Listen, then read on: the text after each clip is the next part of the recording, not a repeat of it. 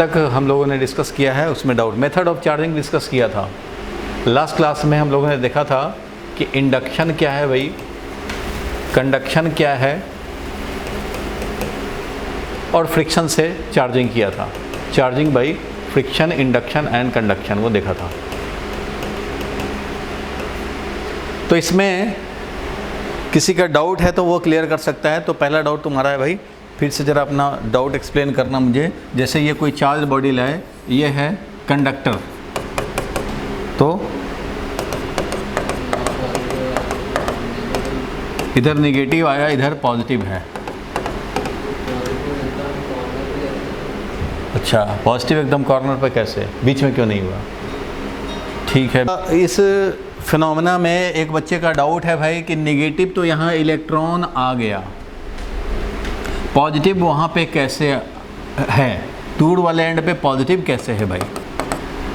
और अगर ये नेगेटिव चार्ज लाओगे, सारे लोग ध्यान से देखेंगे, अगर ये नेगेटिव चार्ज लाया तो उस कंडीशन में यहाँ पे पॉजिटिव डेवलप हो जाएगा, यहाँ पे नेगेटिव डेवलप हो जाएगा भाई। तो ये कैसे हुआ? ठीक है। और यहीं चार्ज क्यों अपीयर हुआ?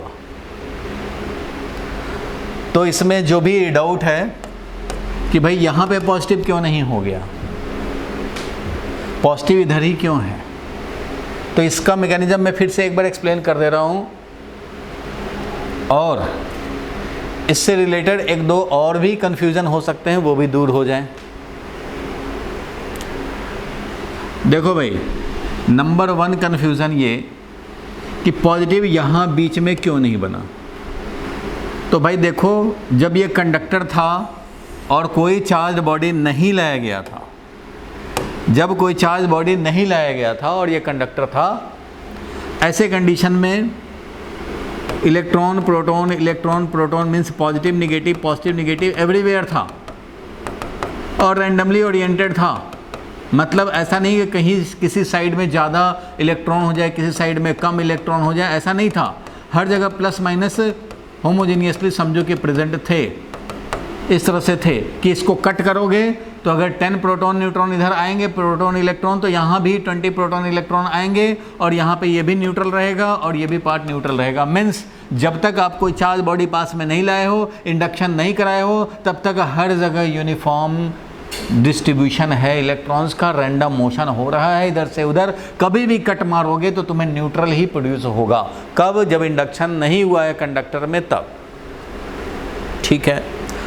अब देखो यहाँ पे जैसे ही हमने चार्ज बॉडी लाए, कोई चार्ज बॉडी हम लोग लाए, तो चार्ज बॉडी लाए तो यहाँ पे एक डिफरेंस है कि जब चार्ज बॉडी लाते हैं भाई तो इलेक्ट्रॉन्स ओनली, इलेक्ट्रॉन्स ही फ्री हैं मूव करने के लिए, प्रोटॉन्स फ्री नहीं हैं मूव करने के लिए। तो नंबर 1 डाउट ये भी हो सकता है कि ठीक है भाई, आप कह रहे हैं कि इलेक्ट्रॉन्स फ्री है मूव करने के लिए, तो जैसे ही ये पॉजिटिव चार्ज आया, जैसे ही पॉजिटिव चार्ज आया, इलेक्ट्रॉन को ये अपनी तरफ अट्रैक्ट किया, इलेक्ट्रॉन्स को क्या किया? अपनी तरफ अट्रैक्ट किया। तो इलेक्ट्रॉन को जब अपनी तरफ अट्रैक्ट किया यहाँ पे, तो इलेक्ट्रॉन्स तो आ गए, पॉजिटिव उधर कैसे चला गया, पॉजिटिव उधर कैसे चला गया, ये भी एक डाउट है। क्योंकि पॉजिटिव तो भाई न्यूक्लियस के अंदर होता है। इसको जब 1 डाउट कि भैया इलेक्ट्रॉन इधर आया, इलेक्ट्रॉन फ्री था, आ गया। अब कोई क्लास में बहुत सारे बच्चे बैठे हों और मैंने बोल दिया भाई कि जिनके भी 80% से ज़्यादा मार्क्स आए थे टेस्ट में, वो आगे आ जाएं, प्राइज़ मिलेगा। तो भैया वो फ्री है तो आ गए, फ्री है तो आ गए। अब वो जहाँ जहाँ बैठे हैं उसका बगल वाला पकड़ के बैठा है कि नहीं भाई तुम्हें तो जाने ही नहीं देंगे, जाने ही नहीं देंगे, फिक्स कर दिया अगर, तब तो वो नहीं आ पाएंगे। तो यहाँ पे क्या था? फ्री इलेक्ट्रॉन्स थे। तो फ्री इलेक्ट्रॉन्स को बुलाया गया भाई, इस चार्ज ने बुलाया, आ जाओ मेरे पास, आ जाओ मेरे पास। तो इलेक्ट्रॉन्स आ गए, यहाँ इलेक्ट्रॉन्स आ गए। लेकिन ये पॉजिटिव को उधर धक्का किसने मार दिया? धक्का किसने मार दिया? और धक्का मारने से क्या वो चला जाएगा? नहीं भाई, पॉजिटिव तो अपने न्यूक्लियस के अंदर है, पैक्ड, और न्यूक्लियस एटम में है, और एटम तो भाई फिक्स्ड है। यहाँ का एटम मान लो ये है सॉलिड रॉड, यहाँ का एटम यहीं रहेगा, यहाँ का मॉलिक्यूल यहीं रहेगा। इस मॉलिक्यूल को येलो कर दिया तो भाई यहीं रहेगा। ये तो मॉलिक्यूल थोड़ी ना सॉलिड में मूव कर रहा है, नहीं मूव कर रहा है। इसलिए पॉजिटिव मूव नहीं कर रहा। पॉजिटिव तो प्रोटॉन है जो न्यूक्लियस में पैक्ड है, न्यूक्लियस एटम के अंदर है और एटम मॉलिक्यूल में है और मॉलिक्यूल का जगह फिक्स है, मॉलिक्यूल के अंदर से इलेक्ट्रॉन भागने नहीं लगेगा इधर से उधर, इसलिए पॉजिटिव मूवमेंट नहीं कर सकता। तो नंबर 1 डाउट ये कि इलेक्ट्रॉन फ्री था, आ गया, मान गए, लेकिन जो पॉजिटिव फ्री नहीं है मूव करने के लिए वो यहाँ कैसे चला जाएगा? नंबर 1 डाउट ये। तो भैया ये पॉजिटिव नहीं जाता है, पॉजिटिव नहीं जाता है। मान लो यहाँ पे एक एटम था जिसके पास ये न्यूट्रल था एटम, इसके इलेक्ट्रॉन निकल गए और इलेक्ट्रॉन यहाँ आ गया, ये बन गया पॉजिटिव, ये पॉजिटिव बन गया, ये मूव नहीं करेगा वहाँ। हाँ, ये बात है कि यहाँ का जो इलेक्ट्रॉन होगा, यहाँ का जो एटम होगा, वो एटम से कुछ इलेक्ट्रॉन निकले, मान लो यहाँ के एटम के पास जो इलेक्ट्रॉन थे वो इलेक्ट्रॉन अट्रैक्ट होकर के इधर गए, तो ये जब इधर जा रहा था तो इसने इसको कैप्चर कर लिया, क्योंकि ये पॉजिटिव है, अट्रैक्शन फॉर इलेक्ट्रॉन होगा, तो ये जैसे ही जाता हुआ इलेक्ट्रॉन इसको आसपास से मिलेगा वो उसको कैप्चर करके खुद न्यूट्रलाइज हो जाएगा, पॉजिटिव, ये तो यहाँ रह जाएगा। अब इसके इधर से अगर कोई लास्ट वाले पे यहाँ से इलेक्ट्रॉन अगर निकला तो ये इसको कैप्चर कर लेगा, मीन्स ये हो जाएगा न्यूट्रलाइज, ये हो जाएगा न्यूट्रलाइज, लेकिन ये पॉजिटिव तो यहाँ आ गया और ये पॉजिटिव को न्यूट्रलाइज करने का कोई मौका नहीं मिलेगा, क्योंकि वो इसके इधर से कोई इलेक्ट्रॉन आने वाला है नहीं है, इलेक्ट्रॉन का पाथ तो ये है, इस तरह से ये जा रहा है। तो इधर बीच वाले के इलेक्ट्रॉन्स अगर निकल भी जाते हैं तो इधर से आने वाले इलेक्ट्रॉन्स को वो कैप्चर कर लेता है, जो एक्स्ट्रा होता है वही उधर जाता है। सो फाइनली इलेक्ट्रॉन्स जो यहाँ आते हैं तो इसके कॉरस्पॉन्डिंग जो डिफिशियंसी ऑफ इलेक्ट्रॉन होता है, मीन्स 100 प्रोटॉन आए, 100 इलेक्ट्रॉन इधर आए, तो 100 इलेक्ट्रॉन का जो सीट है वो फाइनली इधर डेवलप होगा, क्योंकि बीच में जो डेवलप हुआ उसको न्यूट्रलाइज होने का मौका मिलता है, इधर से जो भी इलेक्ट्रॉन जाता हुआ होता है उसको न्यूट्रलाइज कर लेता है, लेकिन यहाँ से जो निकला वो उसको न्यूट्रलाइज करने का मौका नहीं है, यहाँ से जो निकला न्यूट्रलाइज करने का मौका नहीं है, इसलिए पॉजिटिव चार्ज मूव किया नहीं है, मूव इलेक्ट्रॉन ही किया है, इसको न्यूट्रलाइज कर दिया, यहाँ था उसको न्यूट्रलाइज कर दिया, तो वो तो न्यूट्रल हो गया, ये न्यूट्रल हो गया, ये न्यूट्रल हो गया, ये न्यूट्रल हो गया, ये न्यूट्रल हो गया। हालांकि इसके भी इलेक्ट्रॉन जा चुके हैं, लेकिन ये न्यूट्रल है क्योंकि दूसरे इलेक्ट्रॉन को पकड़ चुका है। तो सर ये बीच वाले न्यूट्रल रहते हैं, तो इसलिए ये बीच में ये सारा पोर्शन न्यूट्रल ही रहेगा, बीच वाला सारा पोर्शन न्यूट्रल रहेगा, इधर एक्सेस ऑफ इलेक्ट्रॉन, इधर डिफिशियंसी ऑफ इलेक्ट्रॉन, क्योंकि इधर वाले को न्यूट्रलाइज करने का मौका नहीं मिलता है, इसलिए इस तरह से इफेक्टिवली चार्ज डेवलप हो जाता है। तो अब आगे देखते हैं। तो इंडक्शन में क्या होता है भाई? तो इलेक्ट्रॉन का ट्रांसफ़र, ध्यान देना सारे लोग, इलेक्ट्रॉन ट्रांसफ़र, इलेक्ट्रॉन ट्रांसफ़र हुआ, वन पार्ट से दूसरे पार्ट में गया, बीच वाला हमेशा न्यूट्रल होगा। इसलिए याद होगा लास्ट क्लास में भी एक क्वेश्चन देखा था हम लोगों ने कि अगर ये पॉजिटिव चार्ज रॉड लाए हैं और 3-4 स्फेयर अगर हों इस तरह से, सब आपस में इलेक्ट्रिकली कनेक्टेड हों, दैट इज टच किए हुए हों, तो ऐसे कंडीशन में ये इंडक्शन तो कराएगा, ये इलेक्ट्रॉन को अपनी तरफ बुलाएगा और यहाँ पे इलेक्ट्रॉन अपीयर होंगे। वो इलेक्ट्रॉन इसी का हो, इसी स्फीयर का, ऐसा ज़रूरी नहीं है। ए में से भी कुछ इलेक्ट्रॉन हो सकते हैं, बी में से भी हो सकते हैं, सी में से भी और डी में से भी हो सकते हैं, लेकिन इसमें से 2 इलेक्ट्रॉन मान लो निकला, इसमें से 2 गया, इसमें से 2 गया, इसमें से 2 गया, तो ये सारे 8 जो होंगे ना वो यहीं पर आएंगे पॉजिटिव, 8 पॉजिटिव यहीं पर आएंगे और 8 नेगेटिव यहीं पे आएंगे। इलेक्ट्रॉन यहाँ होगा और ये पूरे को एक सॉलिड समझो, पूरा यहाँ से यहाँ एक कंडक्टर समझो, इलेक्ट्रिकली दिस इज 1। इलेक्ट्रॉन जो भी अट्रैक्ट करेगा ये इलेक्ट्रॉन यहाँ अपीयर होगा, इसके corresponding positive charge, that is deficiency of electron. Positive move करके नहीं आया है, पॉजिटिव मूव नहीं किया, पॉजिटिव मूव कर भी नहीं सकता, वो पैक्ड है, लेकिन ये यहाँ पे डिफिशियंसी ऑफ इलेक्ट्रॉन हो जाएंगे, क्योंकि यहाँ से इलेक्ट्रॉन निकले हुए यहाँ न्यूट्रलाइज नहीं हो पाएगा, इधर वाले भले ही न्यूट्रलाइज हो जाएँ। तो ये ओवरऑल यहाँ से यहाँ तक ये क्या रहेगा? न्यूट्रल रहेगा, और इधर एक्सेस ऑफ नेगेटिव, इधर एक्सेस ऑफ पॉजिटिव चार्ज होगा। इसलिए जब भी इन स्फेयर्स को हम लोग हटाएंगे, अलग अलग करेंगे, तो क्या मिलेगा हमें? तो एक ए मिलेगा, एक बी मिलेगा, एक सी मिलेगा, एक डी मिलेगा, जिसमें से ए क्या होगा भाई? तो ए होगा निगेटिवली चार्ज्ड स्फेयर, बी क्या होगा भाई? तो बी होगा न्यूट्रल, सी होगा न्यूट्रल, सी भी है न्यूट्रल, और डी होगा क्या भाई? तो पॉजिटिवली चार्ज होगा, डी हमारा पॉजिटिवली चार्ज होगा। इस तरह से 4 स्फेयर का चार्ज डिस्ट्रीब्यूशन हो जाएगा। ठीक है, ये इंडक्शन की बात थी। कंडक्शन में तो डायरेक्ट टच ही कर देते हैं, टच करने से क्या होता है? शेयर्ड हो जाता है, चार्ज शेयर्ड हो जाता है, और उससे हमारा चार्जिंग होता था। भाई देखो भाई, ग्राउंडिंग वाली बात बताएं, ग्राउंडिंग वाली बात फिर से बताता हूँ। मैंने बोला था कि ग्राउंडिंग टॉपिक जो है ना आगे आएगा चैप्टर 2 में, लेकिन अभी के लिए हमें थोड़ा सा नाम ले लिया इसलिए आपको कन्फ्यूज़न हो गया, कोई बात नहीं है। ग्राउंडिंग और अर्थिंग का मतलब है कि जिस पॉइंट को ग्राउंड करोगे, P पॉइंट को हमने ग्राउंड कर दिया तो potential at point P will be zero. अब ये पोटेंशियल क्या होता है भाई, तो ग्रेविटेशनल पोटेंशियल तुमने पढ़ा था, वैसे ही इलेक्ट्रिक पोटेंशियल होता है। तो इलेक्ट्रिक पोटेंशियल जीरो हो जाएगा क्योंकि ग्राउंड का पोटेंशियल जीरो होता है। ग्राउंड का पोटेंशियल जीरो होता है, इसलिए इसका भी पोटेंशियल जीरो हो जाएगा। किसका? इस पॉइंट का पोटेंशियल। सिर्फ पोटेंशियल जीरो होने का कंफर्मेशन दे सकते हैं। यहाँ चार्ज गायब होगा या नहीं गायब होगा उसका कोई गारंटी नहीं है। यहाँ का पोटेंशियल कब जीरो होगा उस हिसाब से, अगर मान लो यहाँ का पोटेंशियल जीरो होने के लिए यहाँ पे 1 कूलम्ब चाहिए तो 1 कूलम्ब रहेगा। यहाँ पे पोटेंशियल जीरो होने के लिए यहाँ पे 2 कूलम्ब चाहिए तो 2 कूलम्ब रहेगा। यहाँ पे पोटेंशियल जीरो होने के लिए 0 कूलम्ब चाहिए तो 0 कूलम्ब रहेगा। डिसअपीयर हो गया उस समय।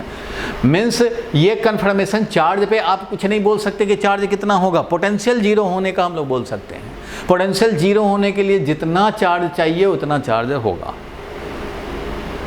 और अब यहाँ पे कोई दूसरा चार्ज आ जाएगा ना तो इसका भी यहाँ पे पोटेंशियल बनता है। जिस तरह से मास में पढ़ा है ना चैप्टर 8 में ग्रेविटेशन में, अगर मान लो m1 है m2 है तो यहाँ पॉइंट पे पोटेंशियल क्या होगा, तो -gm1/r1 -gm2/r2, यहाँ का आएगा +-gm2m3/r3। इस तरह से होता है ना पोटेंशियल हर मास का, v1 + v2 + v3 ऐसे होता था पोटेंशियल।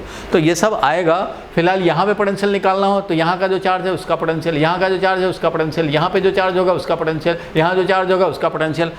पोटेंशियल जीरो होगा। अब इसका पोटेंशियल है मान लो 2 वोल्ट, इसका पोटेंशियल है मान लो 3 वोल्ट, तो यहाँ पे 2 वोल्ट + 3 वोल्ट। इसका पोटेंशियल है मान लो -1 वोल्ट मान लो, और इसका पोटेंशियल यहाँ पे, इसका पोटेंशियल मान लो अगर जो भी चार्ज है इसके कॉरस्पॉन्डिंग यहाँ का पोटेंशियल वो अगर मान लो v' है तो ये सारे मिल करके P पॉइंट पे पोटेंशियल जीरो होना है।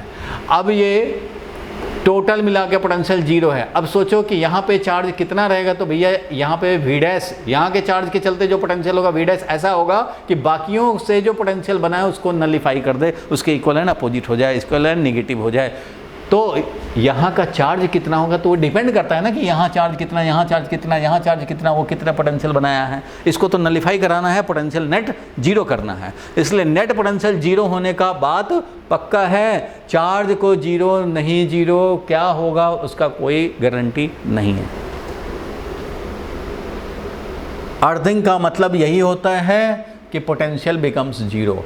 अभी क्योंकि आप बिगिनिंग में हैं, अभी आपको पोटेंशियल की बात ज़्यादा नहीं डिस्कस किया जा सकता, तो थोड़े मोड़े मैंने बात बताए। अभी बस इतना ही समझो कि व्हेन वी अर्थ और ग्राउंडिंग कर दें अगर हम लोग, तो सम चार्ज में चेंज और सम न्यूट्रलाइजेशन में take place, and in this way charging is possible. Charging overall disturbance of the balance of positive and negative charge वो डिस्टर्ब हो गया तो नेट चार्ज आ गया। ठीक है, इस पे डिटेल्ड टॉपिक आएगा जब हम लोग चैप्टर 2 में पोटेंशियल की बात करेंगे। क्वेश्चन तो ऐसे भी आपको आएंगे कि एक ये स्फेयर है, एक ये स्फेयर है, चार्ज डाला इस पे क्यू, चार्ज डाला इस पे मान लो कुछ और Q' डाल दिया, कुछ भी डाल दिया, और यहाँ वाले को ग्राउंड कर दिया। अब यहाँ वाले को जब ग्राउंड कर देंगे इसको, तो यहाँ पे चार्ज कितना आएगा वो निकालेंगे कि यहाँ पे फाइनल चार्ज कितना बनेगा। ये तो था पहले, लेकिन ग्राउंडिंग करने के बाद फाइनल चार्ज कितना बनेगा तो वो हम लोग कैलकुलेट करते हैं। ये न्यूमेरिकल होता है, 3 मार्क्स का न्यूमेरिकल आता है। तो अभी यहाँ पे चार्ज कितना होगा फाइनली वो डिपेंड करेगा कि और कितने कितने चार्ज हैं और उनका पोटेंशियल क्या बन रहा है। इसलिए चार्ज पे नो कमेंट, कमेंट होगा पोटेंशियल पे। जिस पॉइंट को ग्राउंडिंग करोगे उसका पोटेंशियल जीरो होना पक्का है। बोलो भाई, क्लियर है? तो अभी आप पार्शियल बात बताए हैं, कंप्लीट बात अभी नहीं डिस्कस किया है। चार्जिंग, ये अर्थिंग, ये आएगा टॉपिक तो मैं बात करूंगा। अभी के लिए ये है, इतना आप जानो कि जिस पॉइंट को अर्थ करते हैं उसका पोटेंशियल जीरो हो जाता है। क्योंकि ये क्यों जीरो हो जाता है उस पर भी रीजनिंग है, लेकिन अभी आप नहीं समझ पाएंगे, अभी आप नहीं समझ पाएंगे। ठीक है, ये जीरो ही हो जाता है, अभी तो बस जान लो। उसके बाद जब ये टॉपिक आएगा चैप्टर 2 में तो पहचान भी लेंगे कि जीरो क्यों हुआ। अभी तो मैं बोल दूंगा कि भाई अर्थ का पोटेंशियल जीरो है, अर्थ बहुत लार्ज है, इसलिए जो भी कनेक्ट होगा वो भी 0 वोल्ट पे आ जाएगा। तो अभी बोलने से काम नहीं चलेगा। तो इसलिए अभी के लिए आप अर्थिंग समझो कि हम लोग ग्राउंडिंग करके भी चार्जिंग कर सकते हैं। ग्राउंडिंग करके इलेक्ट्रोस्टैटिक इंडक्शन कराओ और उसके बाद ग्राउंडिंग कर दो, काम हो जाएगा। तो अब तक हम लोगों ने देखा 3 मेथड्स ऑफ चार्जिंग। अब तो ठीक है भाई, आगे बढ़े हैं। अब चलो आगे बढ़ते हैं। क्वेश्चन लिखो,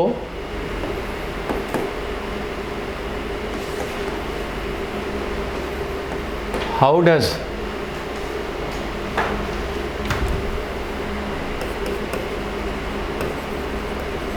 चार्ज्ड कॉम्ब, जो हम लोगों ने स्टार्ट किया था, how does charged comb attracts neutral piece of paper. मैंने एक क्लास इंट्रोडक्टरी लिया था और एक last class methods of charging a body. ये दोनों क्लास सबका किया हुआ होना चाहिए। अगर आपका क्लास मिसिंग रहेगा तो फिर आपको कन्फ्यूज़न हो जाएगा समझने में, इसलिए क्लास मिसिंग नहीं होना चाहिए। और देखो भाई, आज के क्लास के बाद नेक्स्ट क्लास में न्यूमेरिकल आना शुरू हो जाएगा। कूलम्स लॉ शुरू होगा, जैसे ही न्यूमेरिकल आना। अभी तो सब कॉन्सेप्चुअल बात हो रही है, इसमें न्यूमेरिकल नहीं होता। ज़्यादा से ज़्यादा क्या न्यूमेरिकल होगा भाई? तो अगले क्लास से ही कुछ भी न्यूमेरिकल होगा, अगले क्लास से। ये सब तो कॉन्सेप्ट है। तो पीस ऑफ पेपर कैसे अट्रैक्ट कर लेता है, तो उसके लिए मैंने एक कॉम्ब बनाया, पीस ऑफ पेपर एक दिखाए, और मैं आपको थोड़ा सा इंट्रोडक्टरी बात बताऊंगा जिसका डिटेल आएगा बाद में, लेकिन आपको मैंने पोलराइजेशन का थोड़ा सा आइडिया देना होगा। Polarization in an insulator.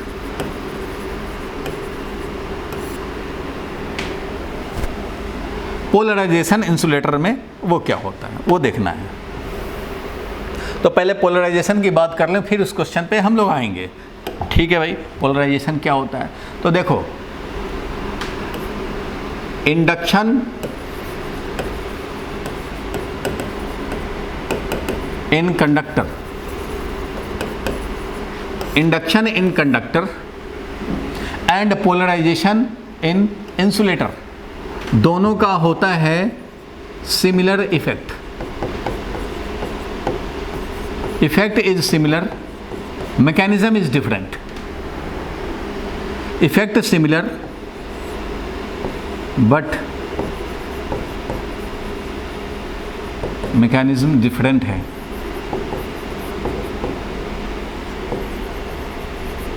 क्या है डिफरेंट, समझो। इंसुलेटर में क्या होता है भाई? तो इंसुलेटर में होता है क्या? तो इंसुलेटर में होता है भाई ट्रांसफर ऑफ इलेक्ट्रॉन। ये कंडक्टर में क्या होता है? Transfer of free electron.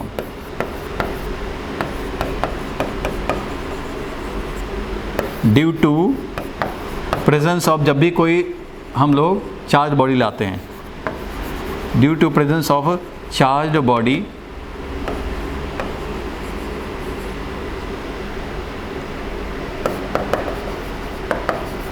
Inside a conductor. ये कहाँ होता है भाई? तो नंबर 1 बात कि ये इनसाइड ए कंडक्टर होता है। कहाँ होता है? किसी कंडक्टर में होता है जहाँ फ्री इलेक्ट्रॉन होते हैं।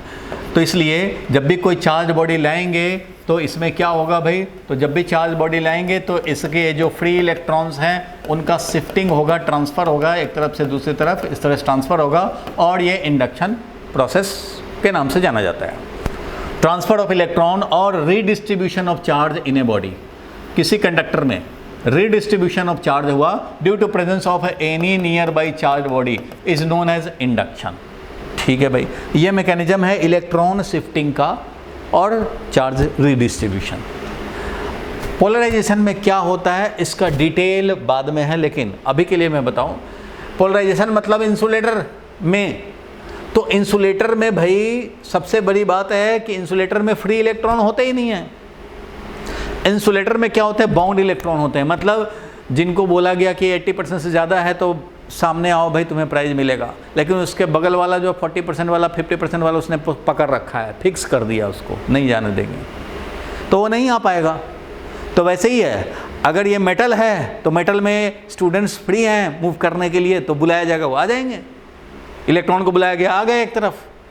लेकिन इंसुलेटर अगर हो तो कोई फ्री नहीं है, सारे इलेक्ट्रॉन कोवेलेंट बॉन्ड में फंसे हुए हैं, एटम के ऑक्टेट्स को पूरा करने में लगे हैं, सब वैलेंसी को सेटिस्फाई करने में लगे हैं, और सब जहाँ तहाँ बॉन्ड में फंसे हुए हैं, कोई फ्री इलेक्ट्रॉन नहीं है। इंसुलेटर इसलिए तो इंसुलेटर है, नो फ्री इलेक्ट्रॉन्स। अब ऐसे में क्या होता है, तो ऐसे में जो होता है मैकेनिज्म तो आप नहीं समझ पाएंगे उतना अभी, क्योंकि मैकेनिज्म समझने के लिए डाइपोल जानना पड़ेगा, पोलर मॉलिक्यूल जानना पड़ेगा, उसमें लगने वाले टॉर्क जानने पड़ेंगे, उससे अलाइनमेंट होगा। मतलब जो यहाँ पे होते हैं फ्री इलेक्ट्रॉन तो होते नहीं, तो डाइपोल्स का अलाइनमेंट होता है। डाइपोल का मतलब ये समझते हो कि plus Q charge minus Q charge, जैसे HCl है ना मॉलिक्यूल, ये पॉजिटिव इधर निगेटिव, इस तरह से बनते हैं, इसको पोलर मॉलिक्यूल बोलते हो ना, बनते हो ना, पॉजिटिव निगेटिव इस तरह से बोल।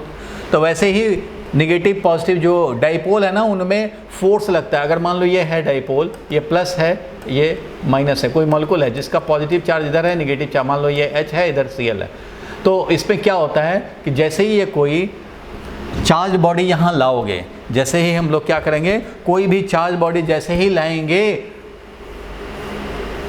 तो इसमें एक मैकेनिज्म होगा, उस मैकेनिज्म को बोलते हैं पोलराइजेशन। और उस मैकेनिज्म से कैसे होगा, तो इसके लिए 2-4 आपको कॉन्सेप्ट जानने पड़ेंगे। तो अभी के लिए मैं डिटेल नहीं बताने जा रहा, और नहीं आप समझने का कोशिश करो अभी ये क्या हो जाएगा। बस यही समझो कि पोलर जो मॉलिक्यूल्स होते हैं ना, उनका अलाइनमेंट हो जाता है। उनका क्या होता है, अलाइनमेंट हो जाता है। मतलब ये समझो कि निगेटिव वाले को अपनी तरफ अट्रैक्ट करता है, पॉजिटिव वाला ऐसे, तो इनका क्या होता है, ये जो ऐसे होते हैं ना, इस पर ऐसे फोर्स लगेगा और इस पर ऐसे फोर्स लगेगा, और ये अलाइन हो जाएंगे। इस तरह से ये एक डायरेक्शन में लाइन लग जाएंगे, समझो इस तरह से अलाइनमेंट होता है, जिसको पोलराइजेशन फिनोमेना बोलते हैं। और ये अलाइनमेंट होने से क्या हुआ, मतलब सारे मॉलिक्यूल अलाइन हो जाएंगे। हो सकता है तुमने केमिस्ट्री में पढ़ा हो कि कोई इलेक्ट्रिक फील्ड अप्लाई कर दिया जाए तो जो डाइपोल्स हैं वो ऐसे ऐसे फील्ड के डायरेक्शन में अलाइन हो जाते हैं।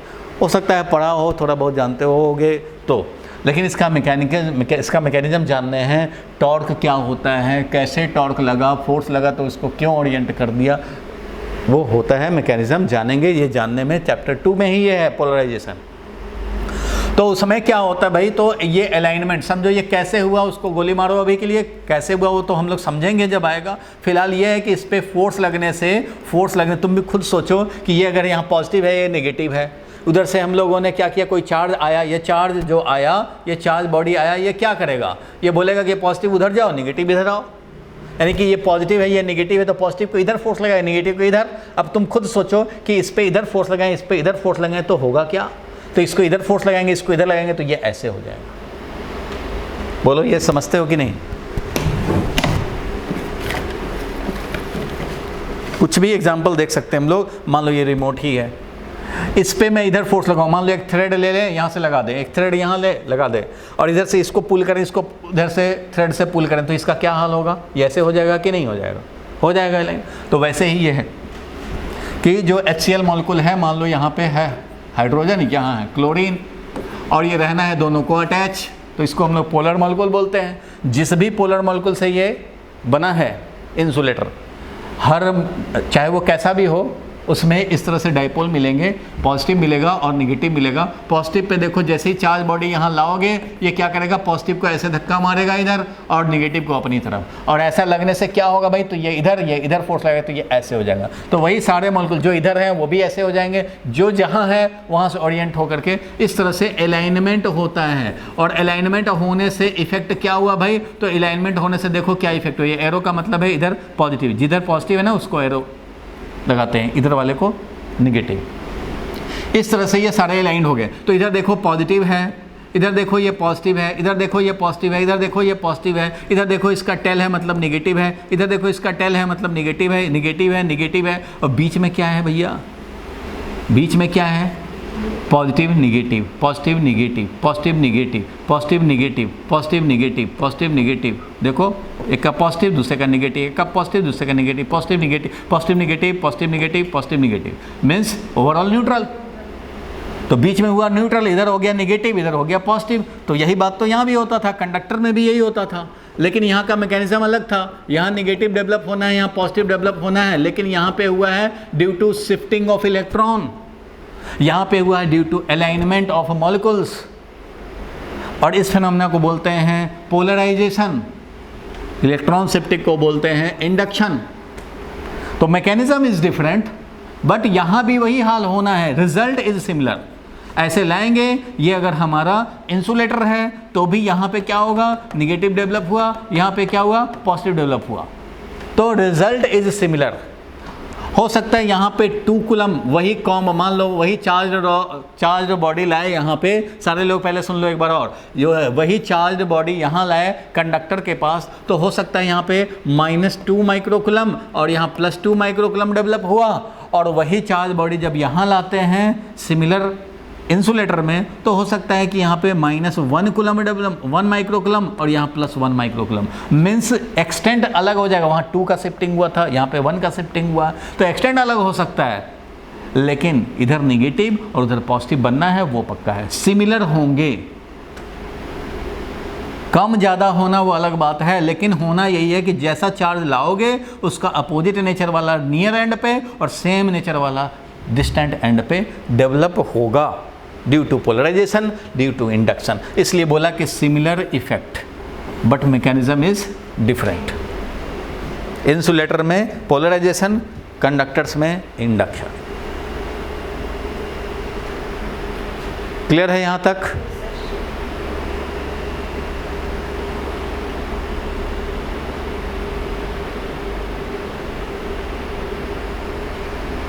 ठीक है, ये अगर आप समझ गए तो अब आगे हम लोग बढ़ते हैं। इसमें जो क्वेश्चन था उसको समझने के लिए ये ज़रूरी था।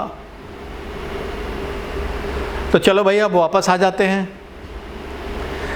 आप कुछ तो नोट कर सकते हैं साथ साथ क्लास के, और जो कुछ भी नोट करना छूट जाए तो उसको रिकॉर्डिंग से वापस देख करके हम नोट बना सकते हैं। और उसका एक और फ़ायदा है कि एक बार और आप चीज़ों को देखेंगे, वहाँ पॉज लगा के लिखेंगे तो आपको एक बार और रिवीजन हो जाएगा, माइंड में सेट हो जाएगा। इसलिए मैं बहुत ज़्यादा टाइम नहीं देना चाहता इस पे कि आप नोट करो आराम से। नोट कर लोगे आराम से तो बैठ भी जाओगे घर पे आराम से, इसलिए आप आधा ही नोट करो भाई, आधा फिर से नोट कर लेना, एक बार देख भी तो लोगे, कम से कम माइंड में सेट हो जाएगा। चलो भाई अब आगे बढ़ते हैं हम लोग। अब हम लोग इस क्वेश्चन पे वापस आएँ।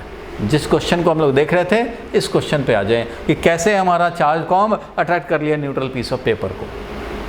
अब देखो, अब मैं कह सकता हूं कि क्योंकि पीस ऑफ पेपर इंसुलेटर होता है भाई, पीस ऑफ पेपर कंडक्टर तो है नहीं, इंसुलेटर है, इसलिए इसमें क्या होगा, तो इसमें होगा पोलराइजेशन। जैसे ही charge comb piece of paper के पास लाए, ये अपना पीस ऑफ पेपर है भाई,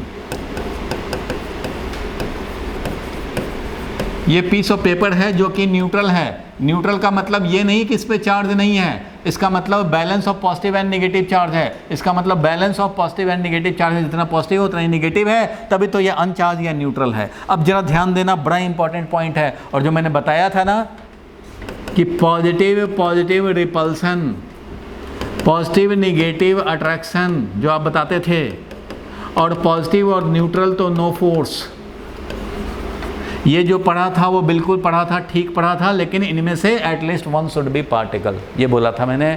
ये जो 9-10 में पढ़ा था वो बिल्कुल ठीक पढ़ा था, लेकिन एटलीस्ट 1 शुड बी पार्टिकल, इन दोनों में से कोई एक तो कम से कम पार्टिकल हो। अगर दोनों बॉडी हो जाएंगे तो ये कॉन्सेप्ट कैंसिल हो जाएगा, फिर आएगा इंडक्शन इफेक्ट। अगर दोनों बॉडी है तो इंडक्शन जो कराना चाहेगा वो कराएगा। और इंडक्शन क्या कराता है कि इवन पॉजिटिव में अट्रैक्शन, रिपल्सन और नो फोर्स तीनों करा सकता है। Attraction, repulsion and no force तीनों पॉसिबिलिटीज़ हैं। तो आज मैं इन सारे कन्फ्यूजन को दूर कर दूंगा। आज तो सारे कन्फ्यूजन ये दूर होने हैं। चलो भाई देखते हैं कैसे दूर होते हैं। अब देखो ये पीस ऑफ पेपर, अब क्योंकि ये इंसुलेटर है so polarisation will take place, but result ऐसा ही है भाई कि हमारा एक तरफ निगेटिव डेवलप हुआ, एक तरफ पॉजिटिव डेवलप हुआ। ये निगेटिव इधर क्यों डेवलप हुआ, क्योंकि पॉजिटिव चार्ज कॉम लाए हैं। ठीक है, चार्ज कॉम जो आया है वो पॉजिटिव है। ध्यान देना सारे लोग भाई, लिखने का काम फ्री टाइम जो मिलेगा अभी समझें। यहाँ से अब क्या हुआ भाई, तो इंडक्शन स्टार्ट, इंडक्शन या पोलराइजेशन। तो पीस ऑफ पेपर क्योंकि इंसुलेटर है, पोलराइजेशन हुआ। यहाँ पे मान लो डेवलप हो गया -Q, तो यहाँ डेवलप होगा +Q, क्योंकि पहले न्यूट्रल था अब भी न्यूट्रल रहेगा भाई, टच थोड़ी ने कराया है। शिफ्टिंग ही तो हुआ है, टच तो कराया नहीं है। तो चार्ज हमारा उतने का उतना ही रहने हैं। हाँ, यहाँ पे मान लो -20 इलेक्ट्रॉनिक चार्ज है, तो इधर कहेंगे कि +20 इलेक्ट्रॉनिक चार्ज, यही तो बोलेंगे फॉर एग्जांपल। अब यहाँ पे इसे देखो, इस चार्ज से मान लो ये कैपिटल Q चार्ज है, मान लो ये 1000 इलेक्ट्रॉनिक चार्ज है, बोलो ठीक है यहाँ तक। अब यहाँ से हम लोग सोचें कि यहाँ से सेपरेशन है, मान लो ये R1, और इस चार्ज से सेपरेशन इधर वाले का है, सपोज करो ये R2। यहाँ तक क्लियर हो गया? बोलो भाई यहाँ तक तो क्लियर है सबको? Yes sir. चलो अब देखते हैं कि ये वाला जो चार्ज कॉम लाए हो 1000 इलेक्ट्रॉनिक चार्ज का, इसने पीस ऑफ पेपर पे ऐसे डेवलप कर लिया। अब ये क्या करेगा, तो ये इसको अट्रैक्ट करेगा, निगेटिव इतना पास आया हो तो इस पर अट्रैक्टिव फोर्स लगाएगा, ये फोर्स होगा अट्रैक्टिव, और ये इस पॉजिटिव को, क्योंकि ये भी पॉजिटिव है ये भी पॉजिटिव है, इसको ये रिपेल करेगा।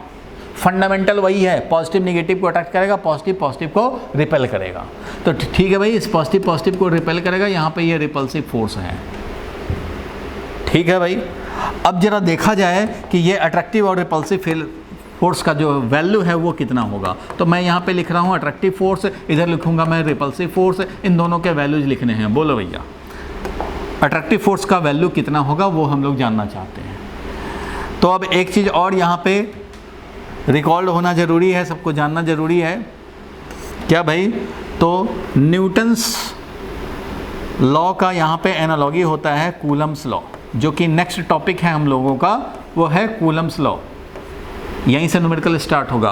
कूलम साहब क्या कहते हैं भाई? तो कूलम साहब ये कहते हैं कि जब भी कोई दो चार्ज होंगे, Q1 एंड Q2, दो चार्ज हैं, जिस तरह से न्यूटन्स लॉ ऑफ ग्रेविटेशन था M1 M2 के बीच में फोर्स लगने वाला, वैसे ही यहाँ पे Q1 Q2 है। तो इनमें जो फोर्स लगता है वो कुछ constant times Q1 Q2 upon R² होता है, अगर R सेपरेशन है तो।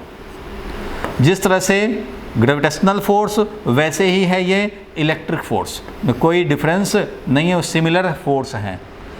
Force is directly proportional to product of the two charges and inversely proportional to square of separation. और ये जो होता है K डैश, वो क्या है भाई? तो K डैश है मीडियम डिपेंडेंट कांस्टेंट। ये K डैश क्या है भाई? तो ये है मीडियम डिपेंडेंट कांस्टेंट। अभी कूलम्स लॉ में तो 3 घंटे हम लोगों को लगाने हैं, लेकिन अभी के लिए बस थोड़ा इंफॉर्मेशन दिया क्योंकि इसका यूज होने हैं। Medium dependent constant, medium dependent constant मतलब अगर वाटर में है ये दो चार्ज तो कुछ और हो जाएगा ये K डैश का वैल्यू, एयर में है तो कोई और हो जाएगा वैल्यू, कुछ और वैल्यू हो जाएगा, बट एक मीडियम में एक रहेगा कांस्टेंट, फिक्स रहेगा कांस्टेंट। मीडियम वाइज चेंज होता है, तो कोई बात नहीं है, इतना तो आप याद रखेंगे अभी। Coulomb's law, force between two charge. ठीक है भाई, अब मैं ये attractive force and repulsive force को रिप्रेजेंट करना चाहता हूँ, लिखना चाहता हूँ भाई। तो ठीक है, अब इस पे अट्रैक्टिव फोर्स का वैल्यू लिखा जाए। देखो भाई, अट्रैक्टिव फोर्स का वैल्यू लिखूंगा तो क्या लिखूंगा? अट्रैक्टिव फोर्स का वैल्यू लिखना है तो क्या लिखें अब? तो अट्रैक्टिव फोर्स का वैल्यू लिखूंगा, देखो ये वाला चार्ज और ये वाले चार्ज के बीच में लगने वाला फोर्स, तो वैसे ही लिखेंगे K डैश, और ये वाला Q, ये वाला Q, क्योंकि एक पॉजिटिव एक नेगेटिव, इसलिए अट्रैक्टिव फोर्स लिखा है। फोर्स का वैल्यू कितना है? तो इस चार्ज का वैल्यू, इस चार्ज का वैल्यू, डिवाइडेड बाई क्या भाई? तो डिवाइडेड बाई R1 स्क्वायर। क्यों भाई? क्योंकि ये R1 सेपरेशन पे था, ये R1 सेपरेशन पे था, इसलिए R1 स्क्वायर ऐसा लिखा। अच्छा भाई, रिपल्सिव फोर्स सिमिलरली क्या लिखेंगे? तो ये वाला इसको रिपेल भी करेगा, ये वाला इसको रिपेल करेगा। मतलब एक ही बंदा है, ये है, लेकिन इसमें ये जो पीस ऑफ पेपर में डेवलप हुआ है, ये तो इसको अच्छा लगता है कि भाई ये इसके पास आए, अट्रैक्ट करता है, लेकिन ये वाला जो चीज़ है ना, इसी बॉडी का पार्ट है वो, लेकिन उसको ये रिपेल कर रहा है। एक ही बॉडी के एक पार्ट को अट्रैक्ट कर रहा है, दूसरे पार्ट को रिपेल कर रहा है। तो ये जो रिपल्सिव फोर्स है वो कितने वैल्यू का है वो भी जरा हम लोग देखें भाई। तो रिपल्सिव फोर्स होगा चार्ज कैपिटल Q, ये वाला small q upon R2 square, ऐसा लिखने पड़ेंगे भाई। सर स्मॉल Q कौन सा है? स्मॉल q ये वाला,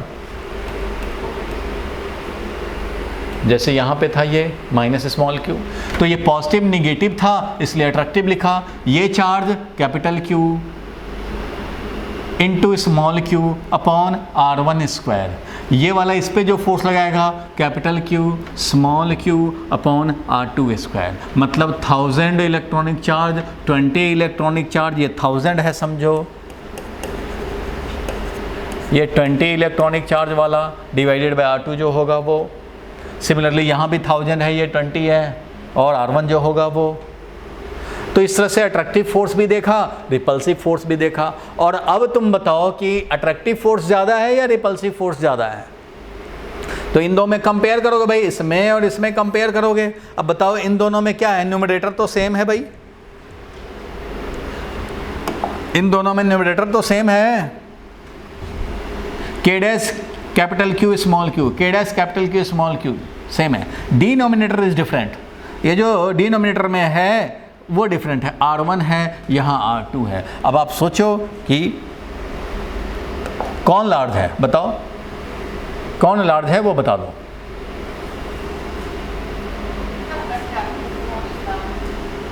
अट्रैक्टिव फोर्स लार्ज है, तो बिल्कुल ठीक बात है भाई, अट्रैक्टिव फोर्स लार्ज है क्योंकि न्यूमरेटर दोनों में सेम है, न्यूमरेटर दोनों में सेम है, डिनोमिनेटर डिफरेंट है। देखो यहाँ पे R1 है वो लेस देन R2 है, R1 जो है वो लेस देन R2 है।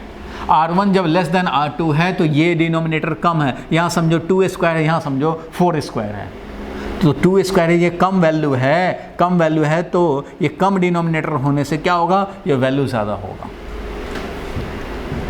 कम वैल्यू है, यहाँ 2 स्क्वायर है, और यहाँ पे मान लो 100 है, तो 100 स्क्वायर करेंगे तो बहुत ज़्यादा डिनोमिनेटर हो जाएगा, तो वैल्यू बहुत कम कर देगा। इसलिए R1 लेस देन होने का मतलब है कि attractive force is greater than repulsive force. From equation 1 and equation 2 हम लोग समझ सकते हैं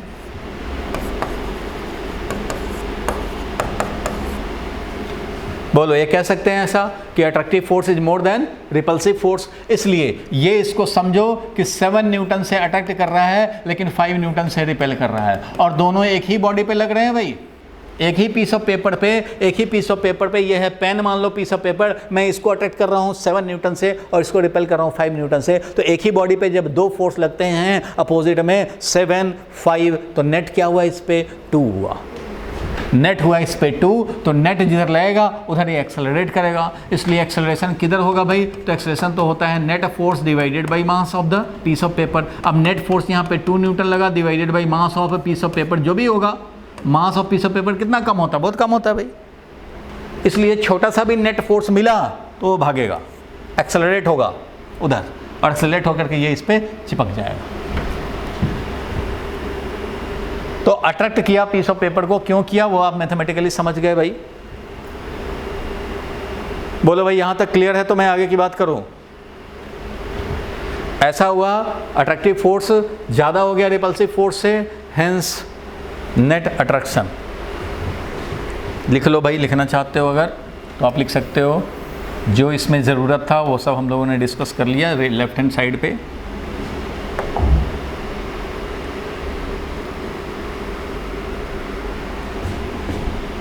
यहाँ मैं लिख देता हूँ, hence net force on the piece of paper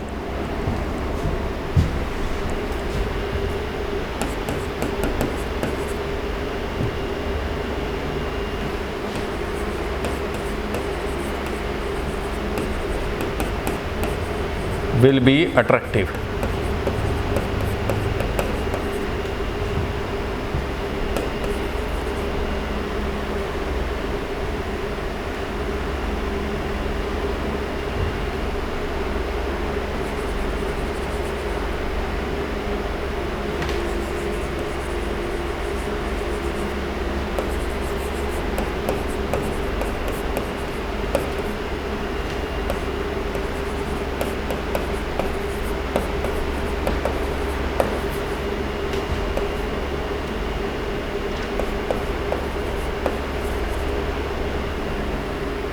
इसलिए न्यूट्रल पीस ऑफ पेपर को अट्रैक्ट कर लिया।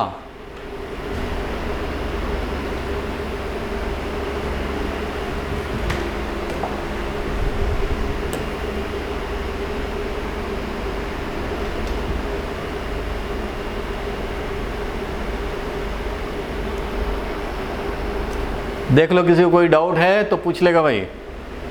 न्यूट्रल पीस ऑफ पेपर को अट्रैक्ट कर लिया, कैसे अट्रैक्ट किया वो हम लोगों ने मैथमेटिकली देख लिया। Hence net force on the piece of paper will be attractive, और इसलिए चार्ज को हम अट्रैक्ट कर लिया न्यूट्रल पीस ऑफ पेपर को।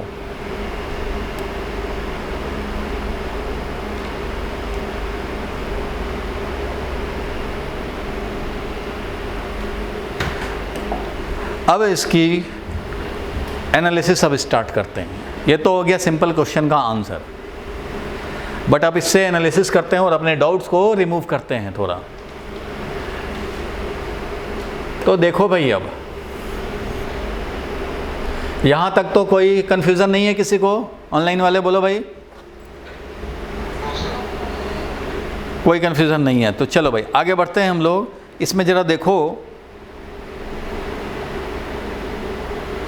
अगर हमारा न्यूट्रल जो पीस ऑफ पेपर था वो पार्टिकल होता तो क्या होता, ये बताओ मुझे। अगर पार्टिकल होता पीस ऑफ पेपर तो क्या होता?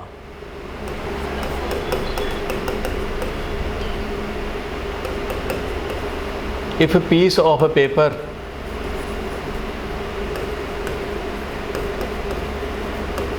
अगर ये पार्टिकल होता, मतलब साइज टेंडिंग टू 0 होता।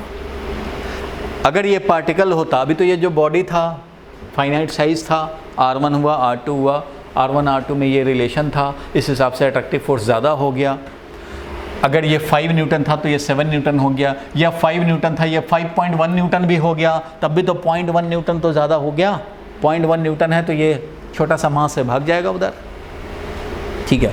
अगर ये पीस ऑफ पेपर होता तो साइज टेंडिंग टू 0 होता, तो R1 भी इक्वल टू R2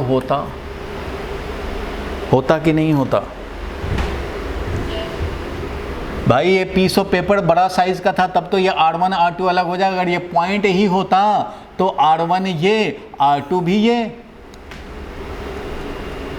जब ये बिल्कुल पॉइंट साइज होता, एकदम पॉइंट साइज पार्टिकल होता, तो R1 R2 सेम होता, बोलो। और अगर R1 R2 सेम होता तो अट्रैक्टिव फोर्स और रिपल्सिव फोर्स भी सेम होता। अगर ये R1 R2 डिफरेंट था तभी तो ये डिफरेंट हुआ। अगर ये R1 न्यूमरेटर तो ऑलरेडी सेम था, अब यहाँ पे जो इधर डेवलप होगा निगेटिव पॉजिटिव, जो इधर निगेटिव इधर पॉजिटिव डेवलप होगा, दोनों का सेपरेशन ही सेम है। अगर तो R1 R2 भी सेम हो जाए तो ये वाला attractive force is equal to repulsive force हो जाएगा। तो अगर ये पार्टिकल होता तो उस कंडीशन में attractive force is equal to repulsive force होता, और जब attractive force equal to repulsive force होता तो नेट फोर्स बताओ कितना होता? नेट फोर्स क्या होता? ये 5 न्यूटन से अट्रैक्ट करता, 5 न्यूटन से रिपेल करता, तो नेट फोर्स क्या होता? 0 होता। नेट फोर्स 0 होता, कोई एक्सेलरेशन नहीं होता, मीन्स कोई अट्रैक्शन नहीं होता। इसलिए बोला जाता है कि एक पॉजिटिव बॉडी न्यूट्रल पार्टिकल को no force, charge body neutral particle है तो कोई फोर्स नेट नहीं लगेगा, अट्रैक्ट नहीं करेगा, रिपेल नहीं करेगा, कुछ नहीं करेगा, नेट फोर्स 0। लेकिन चार्ज बॉडी और neutral piece of paper, neutral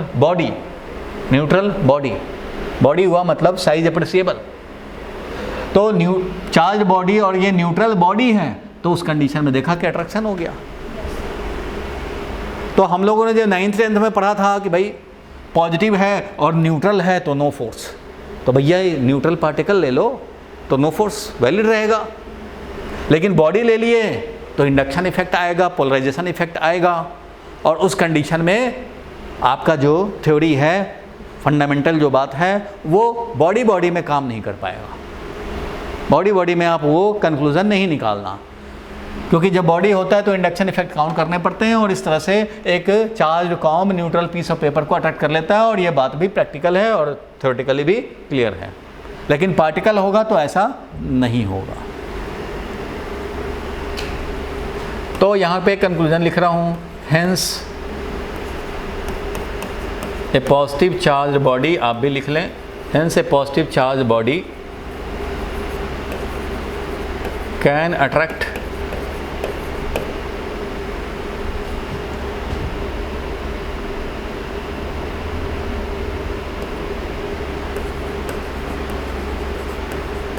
अब कैन अट्रैक्ट इसलिए बोल रहा हूँ क्योंकि मान लो अगर नेट फोर्स 0.1 न्यूटन हो और मास बड़ा हो तो उस समय वो एक्सेलरेट नहीं करा पाएगा। बात से समझो, अगर मान लो ये बॉडी है, पीस ऑफ पेपर के बदले में बुक रख दिया, अब बुक रख दिया तो इस पर 5 न्यूटन फोर्स लगाया इधर और ये 5.1 न्यूटन लगाया, तो क्या बुक दौड़ जाएगा उधर?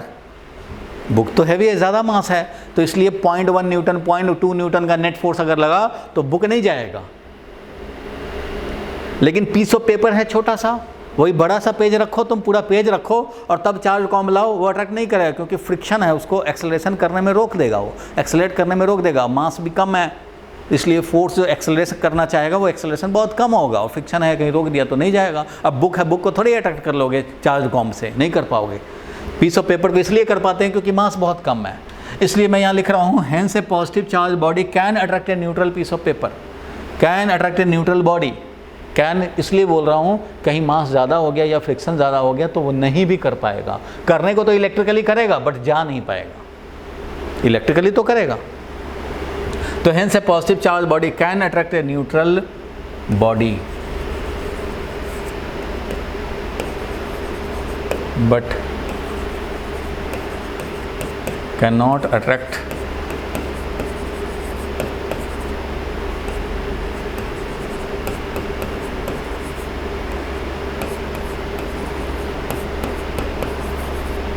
A neutral particle.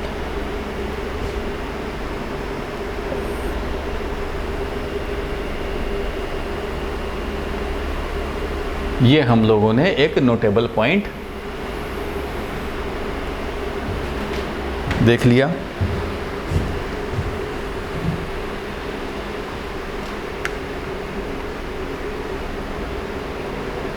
और ये अगर आप अपने फ्रेंड से पूछोगे ना तो कन्फ्यूज़न हो जाएगा कि ये क्या है, क्योंकि कई जगह पार्टिकल और बॉडी में डिफरेंस कराए ही नहीं जाते, तो वो तो कन्फ्यूज ही रह जाएंगे। वो सोचेंगे मैंने तो ऐसा पढ़ा है, ऐसा हो रहा है एक्सपेरिमेंटली, क्वेश्चन भी दे दिया है पॉजिटिव पॉजिटिव में भी अट्रैक्शन। तो अब उस क्वेश्चन पे आ रहा हूँ मैं कि पॉजिटिव पॉजिटिव में भी अट्रैक्शन हो सकता है, नो फोर्स हो सकता है, रिपल्सन हो सकता है। सर ये आपने न्यूट्रल बॉडी इस हिसाब से बताया था जिसका मास कम हो। नहीं, न्यूट्रल बॉडी का मतलब है जिसका साइज एप्रिसिएबल हो, मतलब नेट इलेक्ट्रिक फोर्स आए। तो साइज अगर रहेगा तो R1 R2 डिफरेंट होंगे, R1 R2 डिफरेंट होंगे तो अट्रैक्टिव और रिपल्सिव डिफरेंट होगा तो नेट अट्रैक्शन होगा। जाएगा कि नहीं जाएगा वो तो अलग मैटर, उस मास पे डिपेंडेंट होगा, लेकिन अट्रैक्शन तो करेगा। अगर एप्रिसिएबल साइज का होगा मीन्स बॉडी होगा तो इलेक्ट्रिकली इट विल अट्रैक्ट। अब चार्ज कॉम ला करके आप बिल्डिंग को थोड़ी ना अट्रैक्ट कर लोगे, नहीं कर सकते। बड़े हैवी चीज़ को थोड़ी अट्रैक्ट कर सकते हो, नहीं कर सकते हो। इवन इफ वो इलेक्ट्रिकली अट्रैक्ट कर रहा है, लेकिन सम अदर फोर्सेस हैं जो कि उसको इफेक्टिव नहीं होने देंगे। अब सन क्या हमें नहीं अट्रैक्ट कर रहा? सन भी तो अट्रैक्ट कर रहा है, लेकिन अर्थ जो अट्रैक्ट कर रहा है उसके हिसाब से हम लोग अर्थ से बाउंडेड हैं, यहीं आए हैं यहीं मरेंगे। सर लेकिन मुझे ये वाली लाइन समझ में आई कि नॉट अट्रैक्ट न्यूट्रल पार्टिकल। तो न्यूट्रल पार्टिकल को अट्रैक्ट नहीं कर पाएगा ना। न्यूट्रल पार्टिकल को कैसे अट्रैक्ट कर पाएगा? उसके लिए तो R1 R2 सेम हो जाएगा। वही तो मैंने बताया, एक पीस ऑफ पार्टिकल, अगर पीस ऑफ पेपर जो पार्टिकल होता, नेट फोर्स 0 हो जाएगा। हाँ, तो उसमें नेट फोर्स 0 हो जाएगा क्योंकि R1 R2 सेम हो जाएगा। वही तो मैंने यहाँ लिखा है। तो उस कंडीशन में जब अट्रैक्टिव रिपल्सिव सेम हुए, नेट फोर्स 0 हो गया, तो इसका मतलब अट्रैक्ट नहीं कर पाएगा। इसलिए जो हम लोगों ने 9th-10th में पढ़ा है कि पॉजिटिव न्यूट्रल नो फोर्स, तो वो ठीक तो है, वो ठीक है, लेकिन एक पार्टिकल रहे तब। अगर दोनों बॉडी हो गया तो फिर वो काम नहीं करेगा। बोलो क्लियर है? चलो अब जरा नेक्स्ट क्वेश्चन हम लोग देखें। इसमें वो भी कंसेप्चुअल क्वेश्चन है, वो भी कंसेप्चुअल क्वेश्चन होगा। नेक्स्ट क्वेश्चन चलें, लिखो question. Can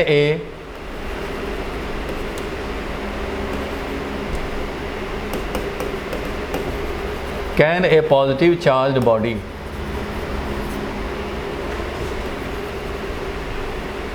attract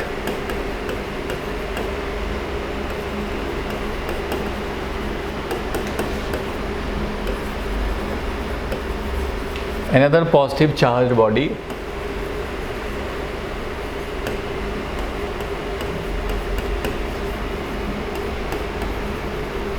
if yes, how?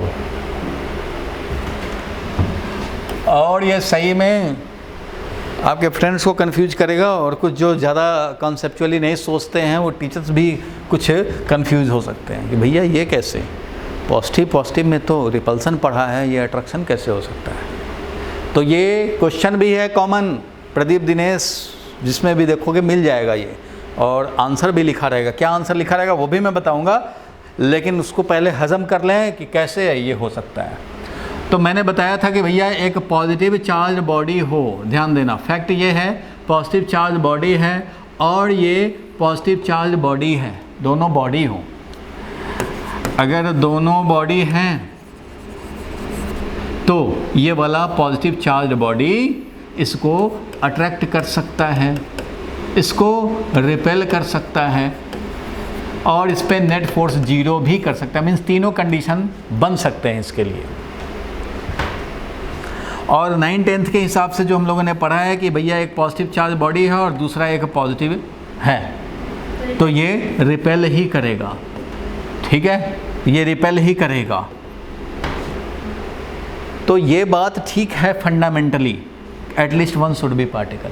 तो मैं बताऊंगा अभी मैथमेटिकली कि अगर ये पार्टिकल हो, दूसरा एक बॉडी है एक पार्टिकल बन जाए, तो ये रिपल्सन ही करेगा, ये बिल्कुल ठीक होगा। लेकिन दोनों बॉडी अगर हो गए तो तीनों हो सकते हैं। तो पहले इसको समझेंगे, उसी का स्पेशल केस में ये आ जाएगा, वही साइज इसका 0 कर देंगे ऑलमोस्ट, तो फिर ये कंक्लूजन अपने आप आ जाएगा कि पार्टिकल ये बन जाए तो ये आ जाएगा। तो अभी देखते हैं, यही काम कर रहे हैं, लॉजिक यही है। तो यहाँ शुरू करता हूँ मैं। देखो, एक पॉजिटिव चार्ज बॉडी लाए, बहुत बड़ा पॉजिटिव चार्ज बॉडी लाए, इस पे जो चार्ज है नेट चार्ज लिख रहा हूँ यहाँ पे, वो नेट चार्ज है इस पे मान लो प्लस 5000 E मान लो, ठीक है, ऐसा समझ सकते हैं भाई। 5000 E हो गया नेट चार्ज, उठाना पड़ेगा। हेलो,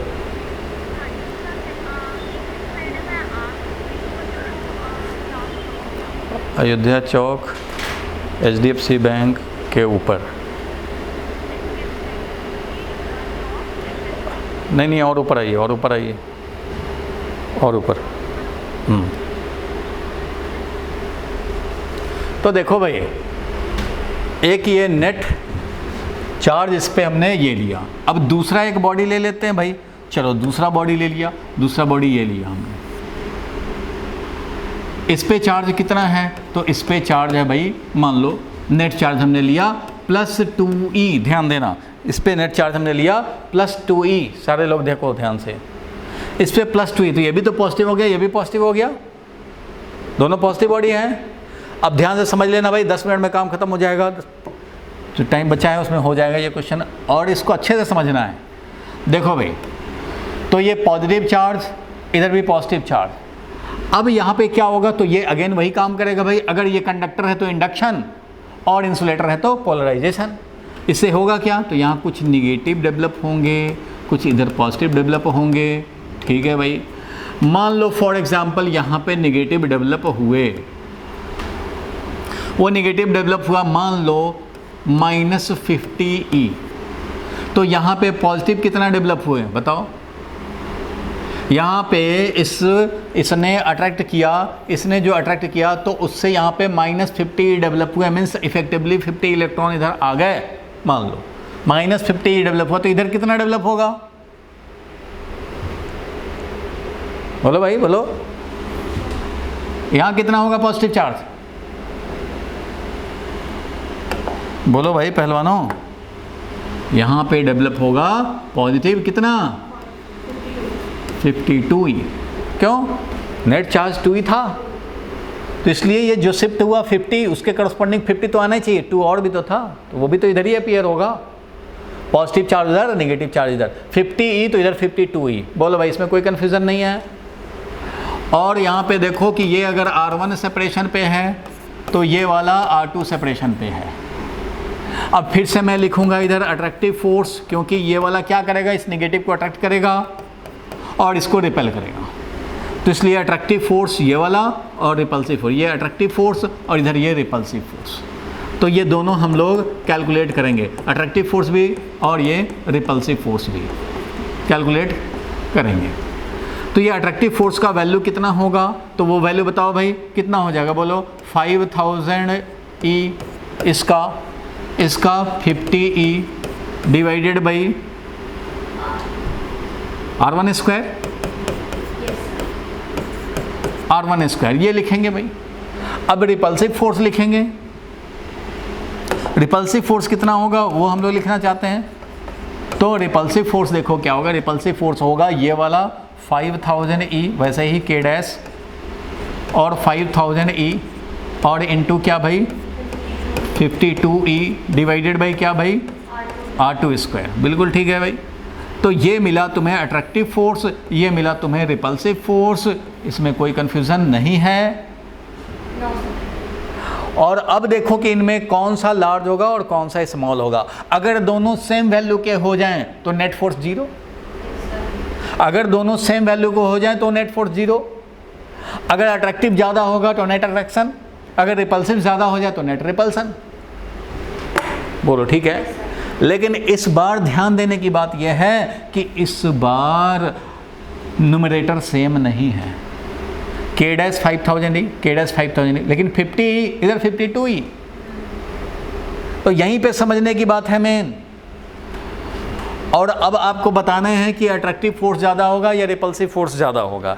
ये situation is not so clear, situation उस समय की तरह क्लियर नहीं है कि भैया न्यूमरेटर सेम है डिनोमिनेटर अलग है, R1 कम हो गया अट्रैक्टिव फोर्स ज़्यादा हो गया, वो सिचुएशन नहीं है। इसलिए इस बात को ध्यान देना पड़ेगा। यहाँ पे दो फैक्टर में लड़ाई हो रही है, यहाँ पे दो फैक्टर में लड़ाई हो रहा है। देखो क्या भाई, एक फैक्टर है ये चार्ज डिफरेंट, दूसरा है सेपरेशन डिफरेंट। ये फैक्टर कुछ और कह रहा है, ये फैक्टर कुछ और कह रहा है। ये फैक्टर कह रहा है भाई, चार्ज वाला जो फैक्टर है ना, वो चार्ज वाला फैक्टर कह रहा है कि भैया चार्ज तुम्हारा कम है, न्यूमरेटर में हो और चार्ज उससे कम है तो तुम अपना वैल्यू कम कर लो उससे। चार्ज फैक्टर चिल्ला चिल्ला के कह रहा है कि भैया अट्रैक्टिव फोर्स के न्यूमरेटर जो है तुम्हारा 50, उधर 52 ही है, तो ये वाला न्यूमरेटर में ज़्यादा है, तुम्हारा तो न्यूमरेटर में कम है भाई। तो जब कम हो तो कम रखो अपना वैल्यू उसके रिस्पेक्ट में। मतलब एक है चार्ज फैक्टर, एक है भैया चार्ज फैक्टर। ठीक है, चार्ज फैक्टर कह रहा है, ये शायद दिखेगा नहीं, वाइट से लिखूं। जो चार्ज फैक्टर है वो ये कह रहा है भाई कि हमारा अट्रैक्टिव फोर्स तुम्हारे पास जो न्यूमरेटर में जो चार्ज दिख रहा है वो कम है, इसलिए अट्रैक्टिव फोर्स तुम रिपल्सिव फोर्स से कम हो जाओ। चार्ज फैक्टर तो यही कह रहा है, भले ये सुना जाए या ना सुना जाए, कह तो यही रहा है। सिमिलरली एक है सेपरेशन फैक्टर, एक है सेपरेशन फैक्टर, और ये सेपरेशन फैक्टर कह रहा है, सेपरेशन फैक्टर इम्प्लाइज कि भैया तुम्हारा तो सेपरेशन कम है उसके रिस्पेक्ट में, तुम तो पास में हो, तुम्हारा R1 जो है वो R2 से कम है, और जब कम है डिनोमिनेटर में तो वैल्यू ज़्यादा करो। डिनोमिनेटर में तुम्हारा कम सेपरेशन पे है तो तुम तो ज़्यादा फोर्स का वैल्यू रखोगे। मीन्स ये कह रहा है कि अट्रैक्टिव फोर्स तुम बड़े रहो, तुम ज़्यादा रहो रिपल्सिव के रिस्पेक्ट में। तो दोनों उल्टा इफेक्ट दिखा रहा है, एक कह रहा है उससे कम हो जाओ, दूसरा कह रहा है उससे ज़्यादा हो जाओ। अब ये क्या करेगा अट्रैक्टिव फोर्स, उससे कम होगा कि ज़्यादा होगा? तो भैया कम होगा कि ज़्यादा होगा, ये सब हमें दोनों फैक्टर का कंबाइंड इफेक्ट देखना पड़ेगा। हेलो, बोलिए। हाँ आ गया है सर, हाँ आ गया है। Thank you.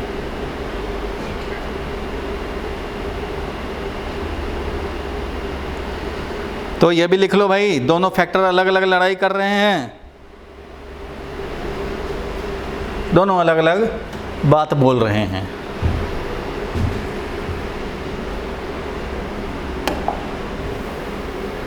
तो अब होगा लड़ाई दोनों में। अब चलो देखते हैं भाई जीत किसकी होगी, वो देखते हैं। क्यों चला गया भाई?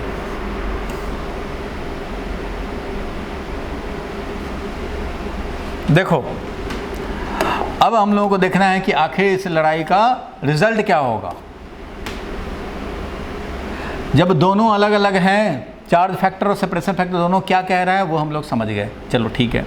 अब देखो, अब कंडीशन पे डिपेंड करता है। मैंने बोला था ना कि 3 कंडीशन हो सकता है यहाँ पे। ये पॉजिटिव, इस पॉजिटिव को अट्रैक्ट भी कर सकता है, रिपेल भी कर सकता है, और नो फोर्स यानी कि नेट फोर्स 0 भी रह सकता है। मैंने बोला था 3 कंडीशन एग्जिस्ट करेंगे अगर ये दोनों बॉडी हैं तो दोनों बॉडी हैं भाई। ऐसा बना अट्रैक्टिव फोर्स, रिपल्सिव फोर्स देखा हमने, और इसमें दोनों फैक्टर अलग अलग इफेक्ट दिखा रहा है। चलो अब मान लो चार्ज फैक्टर कह रहा है कि भैया अट्रैक्टिव फोर्स 2% कम हो जाओ, उससे रिपल्सिव से 2% कम हो जाओ। ये बोले सेपरेशन फैक्टर की, अरे भैया तुम्हारा तो सेपरेशन कम है तो तुम क्या करो 2% उससे ज़्यादा रहो, 2% उससे क्या करो ज़्यादा रहो। और ये कह रहा है कि 2% कम रहो, तो ये करेगा क्या अट्रैक्टिव फोर्स? एक कह रहा है कि 2% कम हो जाओ उससे, एक कह रहा है 2% ज़्यादा हो जाओ उससे, तो क्या करेगा? हेलो, तो उस कंडीशन में ये चुपचाप से अपना वैल्यू इक्वल रखेगा उसके। क्यों भैया? ये कह रहा है 2% ज़्यादा हो जाए, मीन्स इसका 500 है अगर, तो इसमें 510 हो जाओ, ये अगर कह रहा है। ये कह रहा है कि नहीं भैया वो 500 है तो तुम 590 हो जाओ, ये 490 हो जाओ। एक कह रहा है 2% बढ़ा लो, एक कह रहा है 2% कम, दोनों की बात माननी है हमें। तो समझो कि एक का बात मान करके हमने 500 को 510 करना चाहा, दूसरा कह रहा है 10 कम हो जाओ, एक कह रहा है कि 10 ज़्यादा हो जाओ, 490 हो जाओ, ये कह रहा है 510 हो जाओ। तो भैया मैं 500 रखूँगा, क्योंकि दोनों ने, एक ने बढ़ा दिया, एक ने मान लो 10 बढ़ा दिया, दूसरे ने 10 कम कर दिया। रिपल्सिव फोर्स 500 अगर था तो अट्रैक्टिव फोर्स 500 से 10 ज़्यादा होना चाहिए था इसके हिसाब से। चार्ज फैक्टर बोलता है कि भैया उससे बढ़ जाओ, 2% बढ़ जाओ मान लो, ये कहता है नहीं 2% कम हो जाओ। तो जितना बढ़ने को बोल रहा है दूसरा उतना ही कम होने को बोल रहा है, तो इफेक्टिवली क्या हुआ? उतना ही रह जाएगा। और जब उतना ही रहा, ध्यान देना, अगर दोनों फैक्टर इक्वली डोमिनेंट हों, दोनों फैक्टर इक्वली डोमिनेंट हो, 2% कह रहे हों, तो नेट फोर्स 0 हो जाएगा, दोनों इक्वल रह जाएंगे। अब ये चार्ज फैक्टर बोले कि भैया 4% तुम डिक्रीज कर लो, कम रहो अट्रैक्टिव, ये बोलेगा नहीं 2% बढ़ा लो भाई, 2% तुम ज़्यादा रहो, ये कह रहा है 4% कम हो जाओ, तो ओवरऑल क्या होगा? कम ही हो जाएगा, क्योंकि ये ज़्यादा डोमिनेंट है चार्ज वाला, तो कम हो जाएगा। तो कम हो जाएगा तो अट्रैक्टिव फोर्स कम हो जाएगा, तो ये रिपेल कर देगा। अट्रैक्टिव फोर्स कम हो जाएगा तो ये रिपेल कर देगा। बोलो ठीक है? ये चार्ज फैक्टर बोले, अगर एग्जाम्पल बता रहा हूँ, चार्ज फैक्टर बोले कि भैया तुम्हें कम होना है क्योंकि तुम्हारा चार्ज कम है उससे, और तुम 14% कम हो जाओ उससे। और सेपरेशन फैक्टर बोल रहा है कि नहीं भैया तुम मान लो कि 2% से तुम ज़्यादा रहो, अट्रैक्टिव फोर्स तुम रिपल्सिव से 2% ज़्यादा रहो, तो भैया इसका इफेक्ट ज़्यादा है, चार्ज फैक्टर इज डोमिनेटिंग। तो ये अगर डोमिनेंट इफेक्ट वाला होगा तो ओवरऑल इसका इफेक्ट पड़ेगा और हमारा अट्रैक्टिव फोर्स कम हो जाएगा। और अट्रैक्टिव फोर्स रिपल्सिव से कम हो गया तो उस कंडीशन में रिपल्सिव ही नेट हो जाएगा। ठीक है? और केस में मतलब अट्रैक्टिव फोर्स ज़्यादा है या फिर रिपल्शन? मैं अभी बता रहा हूँ कि ये कंडीशन है, सब लोग ध्यान से सुने, ये कंडीशन है जिसमें 2 फैक्टर हैं, चार्ज फैक्टर और सेपरेशन फैक्टर। इस सिचुएशन में कौन डोमिनेंट है वो एक अलग मैटर है, लेकिन 3 सिचुएशन अराइज हो सकते हैं, वो मैं बता रहा हूँ कि 3 सिचुएशन क्या क्या हो सकते हैं वो बता रहा हूँ। कि अगर चार्ज फैक्टर डोमिनेंट हुआ तो, अगर चार्ज फैक्टर ज़्यादा डोमिनेंट हुआ तो उस कंडीशन में ओवरऑल अट्रैक्टिव फोर्स कम हो जाएगा, तो ये रिपेल्ड हो जाएगा। ठीक है? और अगर यहाँ क्या है, 3 में से क्या है वो बात की बात है, लेकिन 3 सिचुएशन क्या हो सकता है वो पहले समझें। अगर ये बोलता है कि ठीक है भैया ये 14% से तुम कम हो जाओ अट्रैक्टिव फोर्स, ये बोलेगा कि नहीं भैया तो तुम 42% से इंक्रीज हो जाओ। अगर ये बोले कि चार्ज वाला बोल रहा है कि भैया रिपल्सिव के रिस्पेक्ट में 14% कम हो जाओ, डिक्रीज हो जाओ, 14% से डिक्रीज हो जाओ, अट्रैक्टिव फोर्स तुम अपना वैल्यू कम रखो। और ये कह रहा है नहीं भैया तुम्हारा तो सेपरेशन में बहुत बड़ा फ़र्क है इसलिए तुम ज़्यादा वैल्यू रखो, 42% उससे ज़्यादा रखो, तो ओवरऑल क्या हो जाएगा भाई? तो ओवरऑल ये डोमिनेंट हो जाएगा। जब ये डोमिनेंट हो जाएगा तो ये अट्रैक्टिव फोर्स को लार्ज कर देगा, लार्ज कर देगा तो ये वाला इसको अट्रैक्ट कर लेगा। मतलब ऐसे सिचुएशन में अट्रैक्शन हो जाएगा। और ऐसे सिचुएशन में जब चार्ज फैक्टर डोमिनेंट हो तो अट्रैक्टिव ही कम हो जाएगा, रिपल्सिव ज़्यादा तो रिपल्सन हो जाएगा।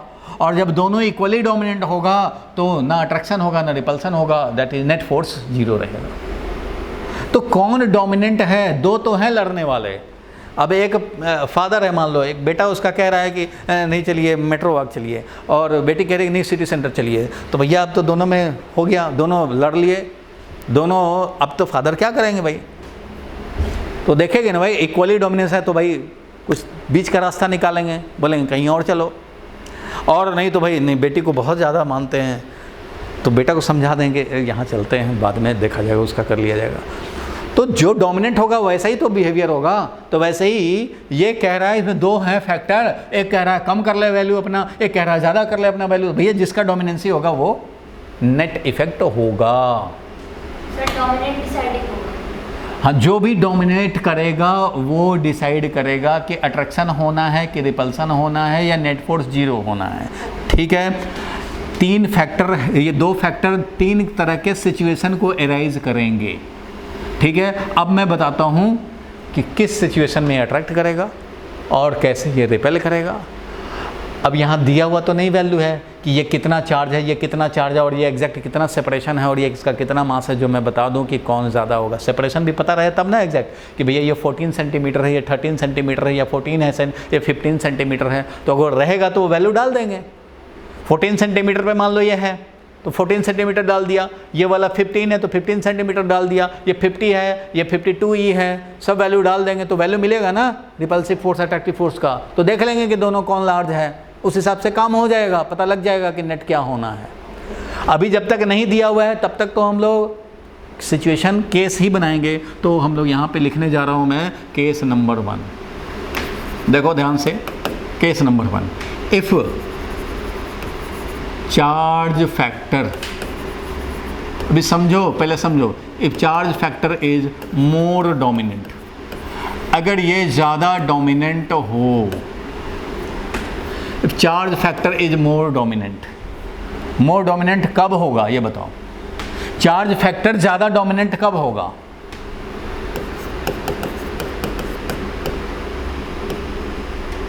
If R1 is almost equal to R2, मतलब R1 R2 में बहुत ज़्यादा डिफरेंस ना हो। मान लो ये है 14 सेंटीमीटर, ये है 14.1 सेंटीमीटर।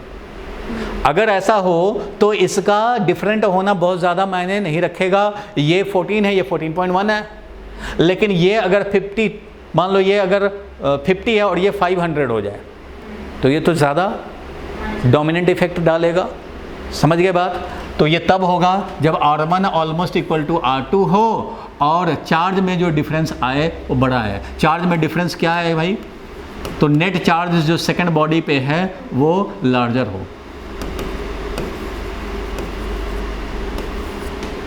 फिर से इस बात को समझा जाए, बहुत ही ये ट्रिकी बात है। अगर इस पे नेट चार्ज, देखो ध्यान से, सारे लोग देखो ध्यान से, किसका कॉमन सेंस काम कर रहा है बताओ भाई। ये दोनों चार्ज डिफरेंट थे, तो ये डिफरेंट थे तो कितने से डिफरेंट हैं? कितने से ये चार्ज और ये चार्ज कितने से डिफरेंट है? बोलो। 2 से डिफरेंट है। ये 2 से डिफरेंट है वो तो तुम्हें 2 आंख से दिखा कि 2 से डिफरेंट है। तीसरी आंख से क्या दिखा? तीसरी आंख मतलब कॉमन सेंस का आंख, ऑब्जर्वेशन आई क्या कहता है कि इन दोनों चार्ज में क्या डिफरेंस है। इन दोनों में चार्ज में वही डिफरेंस है जो इसका नेट चार्ज था। नेट चार्ज 2e था इसलिए 2 का डिफरेंस रहा। अब यहाँ 100 e होता नेट चार्ज तो यहाँ पे 50 होता तो यहाँ 150 होता। नेट चार्ज अगर 500 होता तो यहाँ 50 तो यहाँ 550 होता। इट मीन्स जो डिफरेंस है वो क्या है? Net charge. डिफरेंस क्या है इन दोनों में? जो इसका नेट चार्ज होता। तो वही मैंने लिखा है कि नेट चार्ज अगर लार्ज हो, नेट चार्ज अगर 500 हो, 600 हो, तो नेट चार्ज लार्ज होगा तो इन दोनों में डिफरेंस भी बड़ा होगा। नेट चार्ज अगर 100 है तो ये 50 है तो ये 150 है, 50 है तो ये 150 है, तो उस कंडीशन में चार्ज फैक्टर ज़्यादा डोमिनेंट होगा। नेट चार्ज ज़्यादा होगा तो डिफरेंस ज़्यादा होगा। 100 है तो ये 50 होगा, अगर नेट चार्ज 100 है तो ये 50 होगा तो ये 150 होगा। अभी नेट चार्ज 2 था तो ये 50 था तो ये 52 था। यही हुआ ना? तो जितना बड़ा यहाँ नेट चार्ज होगा उतना ही बड़ा यहाँ डिफरेंस होगा। सर नेट चार्ज अगर 100 होगा तो फिर 50 होगा तो फिर 150 कैसे जाएगा? होगा ना, क्योंकि इधर -50 है तो इधर 150 होगा, तभी तो नेट हमारा प्लस 100E होगा 100E चार्ज है तो 100E रहना चाहिए, और यहाँ -50 था तो +50 तो रहेगा, और 2 वो भी, तो उसी तरह से इसका माइनस का +50 -50 का +50 तो होगा, 100 जो पहले से था वो। तो जितना नेट चार्ज है ना वही डिफरेंस है, ऑब्जर्वेशन आई यही कहता है। इसलिए चार्ज फैक्टर कब डोमिनेंट होगा? जब R1 R2 में बहुत कम डिफरेंस हो और जो नेट चार्ज इस पे है वो लार्जर हो, तब होगा। और ऐसे कंडीशन में चार्ज फैक्टर डोमिनेंट है तो attractive force will be less than repulsive force. Then क्या होगा नेट? बोलो क्या होगा नेट? चार्ज फैक्टर जब डोमिनेंट होगा तो चार्ज फैक्टर कह रहा है अट्रैक्टिव फोर्स को कम होने के लिए, तो कम होगा। समझो कि सेपरेशन वाला का कुछ खास इफेक्ट नहीं है, वो तो बेचारा 1% का चेंज करना चाह रहा है, और ये 20% का 30% का चेंज करना चाह रहा है, तो यही डोमिनेंट होगा चार्ज वाला। तो चार्ज फैक्टर क्या कहता है कि अट्रैक्टिव कम रहो, तो अट्रैक्टिव कम होगा ऐसे कंडीशन में, तो नेट रिपल्सन हो जाएगा। Net repulsion between 2 positive charged body. बोलो ठीक है यहाँ तक? Case number 1। अब मैं दिखाने जा रहा हूँ केस नंबर 2। चलो भैया case 2। If separation factor and charge factor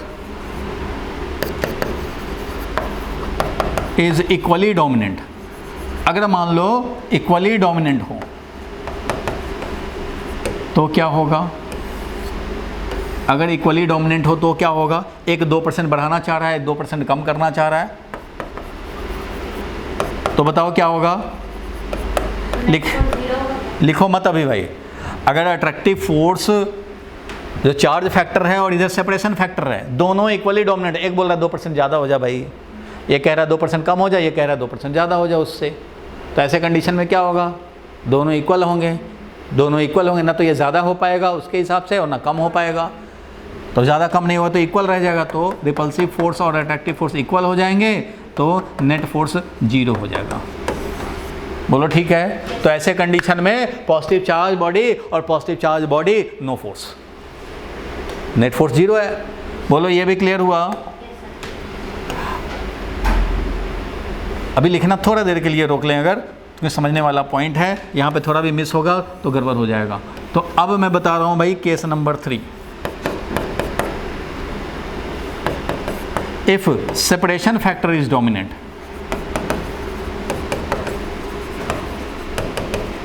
अगर सेपरेशन फैक्टर डोमिनेंट हो, दैट इज मोर इफेक्टिव हो,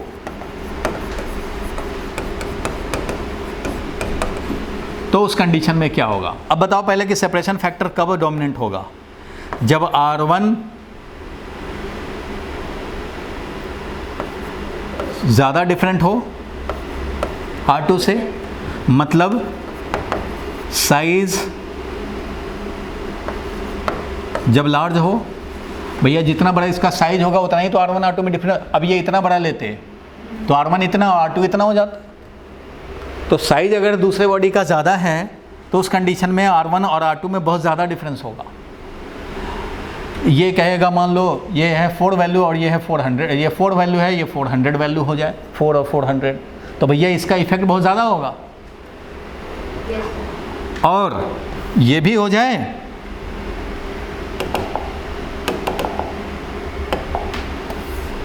ये भी हो जाए, और एक और चीज़, सेपरेशन लार्ज हो जाए and net charge on second body वो स्मॉल हो, ये भी तो है। चाहे सेपरेशन का बहुत ज़्यादा हो और नेट चार्ज अगर कम हो गया तो दोनों में डिफरेंस क्या रहेगा? कम रहेगा। तुम्हें पता ही है कि जो नेट चार्ज होता है वही तो डिफरेंस होता है चार्ज का।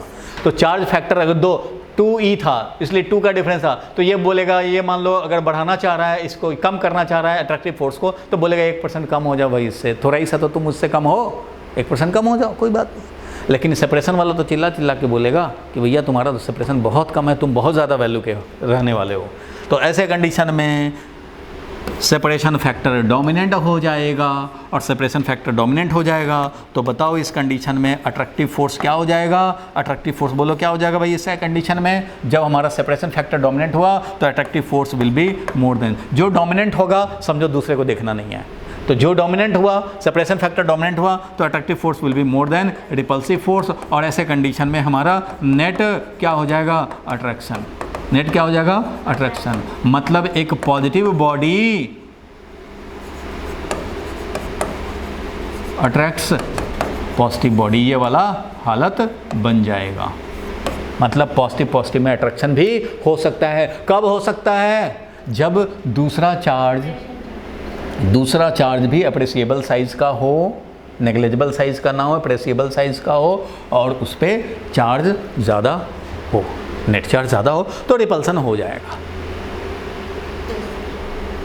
ठीक है, और अट्रैक्शन हो जाएगा। अट्रैक्शन हो जाएगा अगर सेपरेशन फैक्टर ज़्यादा है तो अट्रैक्शन हो जाएगा, ठीक है। जब हमारा सेपरेशन फैक्टर डोमिनेंट होगा तो अट्रैक्टिव फोर्स ज़्यादा हो जाएगा, क्योंकि सेपरेशन ही कहेगा कि भैया तुम्हारा सेपरेशन बहुत कम है, तुम बहुत ज़्यादा वैल्यू के रखो।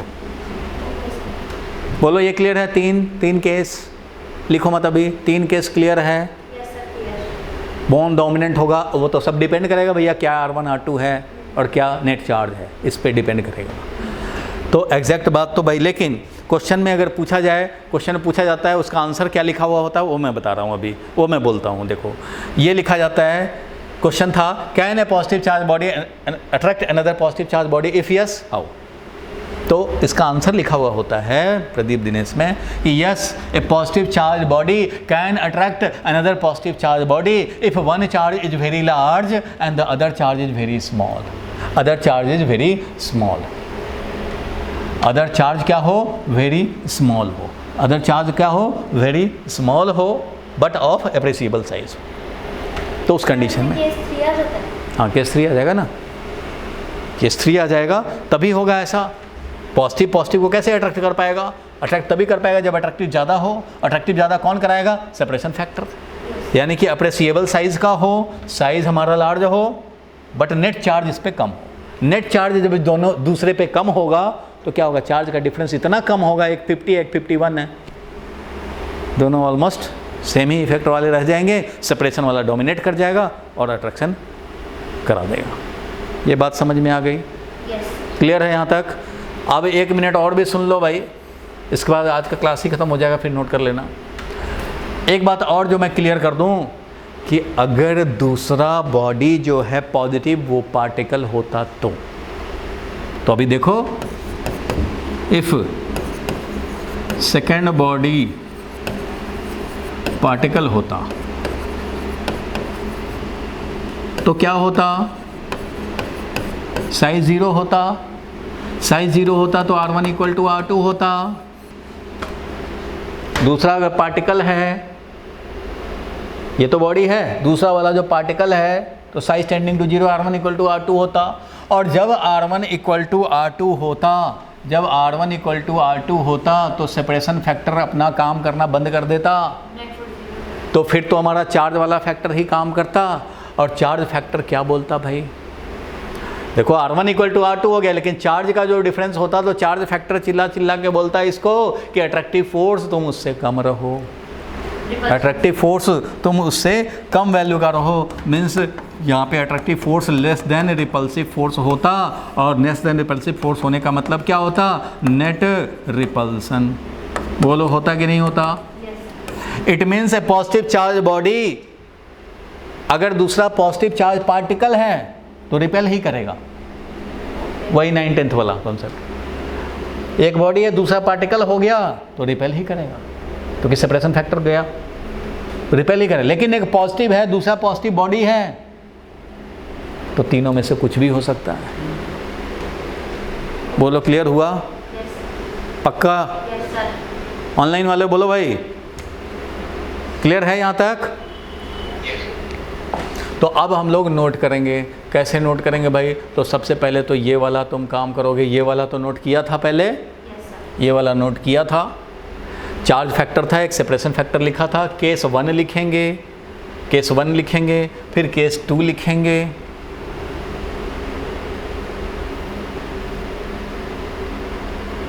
और फिर 3 and 4 लिखेंगे।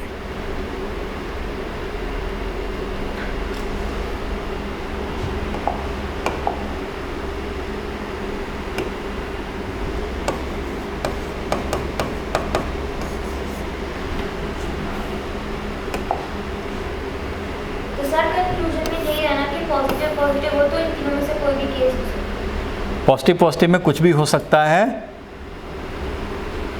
डिपेंड करता है साइज क्या है, नेट चार्ज क्या है, उन सब पे डिपेंड करता है। अब कौन सा फैक्टर डोमिनेट करेगा वो तो भाई डिपेंड करता है। बोलो भाई, ऑनलाइन वाले किसी को कंफ्यूजन है तो बताओ भाई।